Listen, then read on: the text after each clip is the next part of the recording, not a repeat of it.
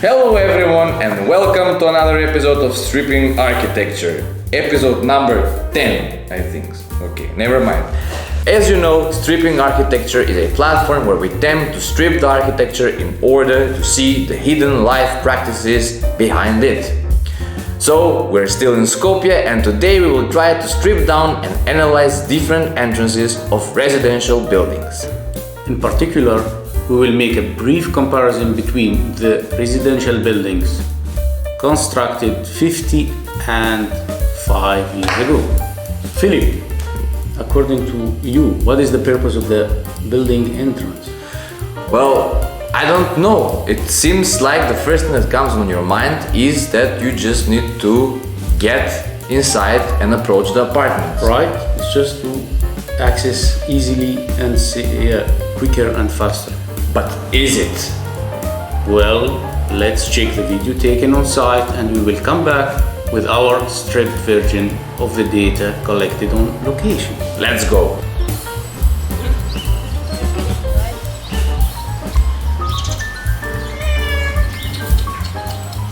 The entrances of the buildings can be also used as playgrounds.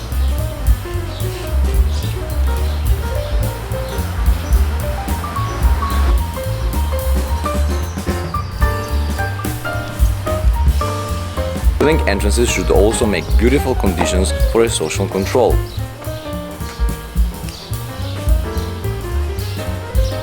Kids playing,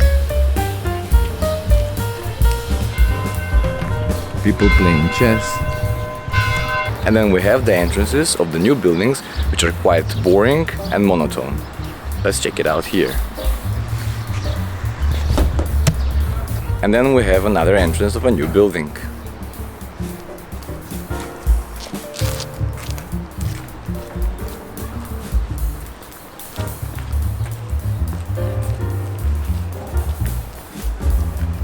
Entrances of the new buildings, plenty of space around, but no place to sit.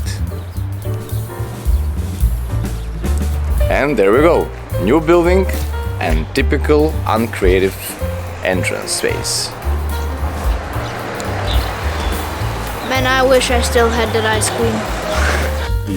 So, you don't have to be scientists to spot the difference between the buildings, the residential buildings built in the 70s and 80s and those who have been built 5 years ago. Right. The entrances of the buildings that were designed 50 years ago obviously were designed in a way that they can deliver a higher value to the whole neighborhood. They're not just a conduction from one open public space to a particular private apartment. Here are our sketches, and on the first one you can easily see how the space in front of the residential building is being an inclusive space designed also for the older generations and the younger generations. There is a type of a social control. Kids can recognize the entrances as a playground. There is also street animals that can appropriate the different gaps in between the building and the greenery. So there is a whole city happening in front of this building. On the other hand, the new buildings, as we have seen on the previous videos, are very monotone and boring, and they're straight to the point. And they just give you some kind of blind information. Of course, what is the it's not about aesthetic. The missing point. It's not all about aesthetics, to be honest, but for us, no, the biggest failure of missing point is you lose a huge chunk of social cohesion. That's which defines your building. Defines your building, and as you can see, for example, here there is a social cohesion being stimulated even between different neighbors and the residents of the building. But here, on the other hand, we start to see even how the natural link between the neighbors from the same building is being a little bit broken. How they say elevators, lifts and stairs should be meeting spots in the building. And here they're not inviting, they're not trying to merge the people together.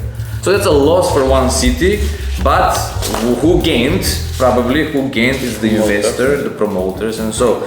So simply from these two examples, we can see the following. The hidden message that we want to strip here is that From this design, you can see a dedicated group of people trying to make certain kind of better world, and they are working deliberately on certain project, inclusively making the space inviting for everyone. On the other hand, where we have this one, behind this design we can just see what? Busy guy running out of time and he wants to maximize his or her profits, and yeah, that's all about. Watching on his watch, waiting for the profit to come in, doesn't care for anything else than just making profit. This actually really happens and takes huge role in our modern world. Like, please share with us your experience with your building or city, and should just like try to communicate what is going on in the new development and the old one, and sort of same comparison, and maybe not, maybe yes. We'll be very happy to get certain photos or videos from you, from same kind of examples like this, from entrances. It doesn't have to be old versus new entrances, but entrances that actually have kind of a public space in front of them, and entrances that are like boring, monotone, and killing your time literally. So yes, please contribute to this, and also come back with some sketches. It would be great. Yeah, so thank you very much. Always, please do not forget, follow us on the social media, Instagram, TikTok, LinkedIn, and YouTube, of course, on @TheStripArchitects. YouTube, you will have to subscribe and follow us and reflect your ideas based upon our videos. Bye bye.